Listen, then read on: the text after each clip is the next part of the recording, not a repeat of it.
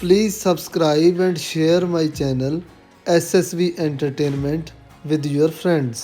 दोस्तों, माना कि पैसा कमाना बहुत ज़रूरी है, इसके बिना ज़िंदगी आसानी से नहीं गुजरती। पर कई लोग पैसा कमाने का शॉर्टकट अपना लेते हैं।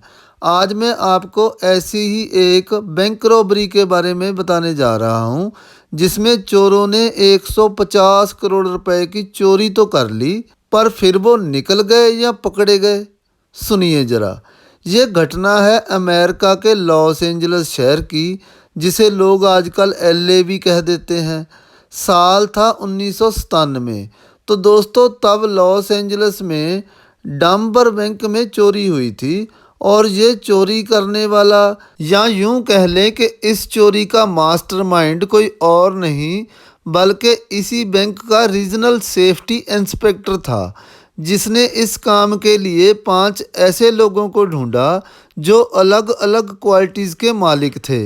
यानी उनमें से एक तिजोरियां खोलने में एक्सपर्ट था, एक सीसीटीवी कैमरों को ऑपरेट करने में और उसमें से सभी के चेहरे मिटाने में एक्सपर्ट था, एक तेज़ रफ्तार से कार चलाने में माहिर था, एक बहुत ही ट्रेंड एंड स्किल्ड फाइटर था जो ज़रूरत पड़ने पर हथियार भी चला सकता था, और पांचवा लीडरशिप स्किल का मालिक था। यानी ये वाला चोर ही सभी को लीड कर रहा था। जब बैंक के रीजनल इंस्पेक्टर ने इन पांचों की टीम को तैयार कर लिया, फिर उनको बैंक के मेन गेट से लेकर तिजोरी तक के नक्शे दे दिए, बैंक के आसपास इनको रेकी करवा दी, बैंक में किस समय ज़्यादा भीड़ होती है और कितने गार्ड्स होते हैं और कहाँ कहाँ उनकी पोजीशन होती है, वगैरह वगैरह सभी जानकारियाँ उपलब्ध करवा दी। फिर इनको बैंक के अलार्मिंग सिस्टम की जानकारी भी दी गई कि अलार्म्स के स्विच कहाँ कहाँ हैं। अगर कोई उनमें से एक भी बटन प्रेस हो गया तो पुलिस कितने समय में वहां पहुंचेगी। ये सारी जानकारियां लेने के बाद सभी ने एक एक करके बैंक में खुद भी जाकर अपने अपने हिसाब से जायज़ा लिया। जब सभी संतुष्ट हो गए कि अब हम इस काम को कर सकते हैं, तो इन्होंने अपने काम को अंजाम देने के लिए दिन भी तय कर लिया। दिन भी वो तय किया गया जिस दिन उनका मास्टरमाइंड यानी बैंक का रीजनल इंस्पेक्टर खुद अंदर ड्यूटी पर हो, ताकि बाद में उस पर कोई शक ना कर सके। अब जब ये पांचों हथियारों के साथ अंदर घुसे, तो हथियार दिखाकर सभी को ज़मीन पर लेट जाने को कहा। वहाँ के सिक्योरिटी गार्ड्स से हथियार ले लिए। अपने प्लान के मुताबिक इन्होंने अपने मास्टरमाइंड रीजनल इंस्पेक्टर को कुछ थप्पड़ वगैरह मारकर उसके सर पर गन लगाकर तिजोरी वाले कमरे तक ले जाने को कहा, और वो डरने की एक्टिंग करते हुए उनको तिजोरी तक ले भी गया। यानी उन्होंने अपने प्लान पर काम किया, कहीं भी कोई भूल चूक नहीं हुई, और कैमरों में से भी सभी कुछ डिलीट करके वो दिन दिहाड़े 150 करोड़ रुपए लेकर फरार हो गए। अब जब पुलिस ने इन्वेस्टिगेशन शुरू की तो उनको समझ नहीं आ रही थी कि चोर इतनी सफाई से चोरी करके गए तो गए कैसे, अब इनको पकड़ें कैसे।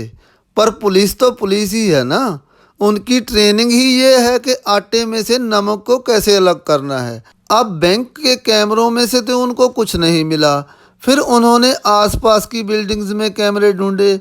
अब क्योंकि 1997 में कैमरे इतने आम नहीं थे, सिर्फ बैंक्स या सरकारी दफ्तरों में ही होते थे, तो जब उनको कहीं भी कोई सुराग ना मिला तो पुलिस ने अपनी जांच का दायरा थोड़ा बढ़ा लिया। अब क्योंकि लॉस एंजल्स का ये बिजी इलाका है, तो पुलिस ने नोट किया कि इस इलाके में जो ग्रुप में टूरिस्ट आते हैं वो अपने साथ कैमरे रखते हैं। तो उन्होंने चोरी वाले दिन किन किन होटल्स में ऐसे ग्रुप आए हुए थे उनकी डिटेल्स निकाली। वैसे तो ये एक तुक्का ही था, पर जब उन्होंने इन टूरिस्ट से फ़ोन पर बात की और उनसे मदद मांगी, तो उनमें से एक इंग्लैंड का टूरिस्ट था जिसके पास उस दिन के उस बैंक के बाहर के कुछ फ़ोटोज़ थे। जब पुलिस ने उनकी बारीकी से जांच की तो उसमें से कुछ संदिग्ध लोग तो दिखाई दिए, पर क्योंकि उन्होंने फेस पर कुछ मास्क जैसे पहन रखा था, तो अब पुलिस के सामने चुनौती ये थी कि इस मास्क के पीछे चेहरा किसका है ये ढूंढना है। तो पुलिस ने फोटोज को लार्ज करके यानी बड़ा करके बारीकी से देखा तो उन चोरों में जो तेज रफ्तार कार चलाने में एक्सपर्ट था, अब क्योंकि वो पहले भी एक दो बार किसी छोटे मोटे केसेस में पकड़ा जा चुका था, उसको थोड़ा थोड़ा पहचान लिया पुलिस ने। अब क्योंकि पुलिस ने उसे पहले पकड़ा था तो पुलिस के पास रिकॉर्ड्स में उसका एड्रेस भी था। तो पुलिस ने बिना किसी शोर शराबे के उसके घर पर नज़र रखी सिविल वर्दी में। जैसे ही उन्होंने उसे घर के अंदर जाते देखा, बाकी पुलिस को मैसेज करके बुला लिया और उसको पकड़ लिया। अब पुलिस ने चालाकी यहाँ ये की कि उसको ये नहीं बताया कि अभी तक पकड़े जाने वाला बाकी चोरों में से सिर्फ वही है।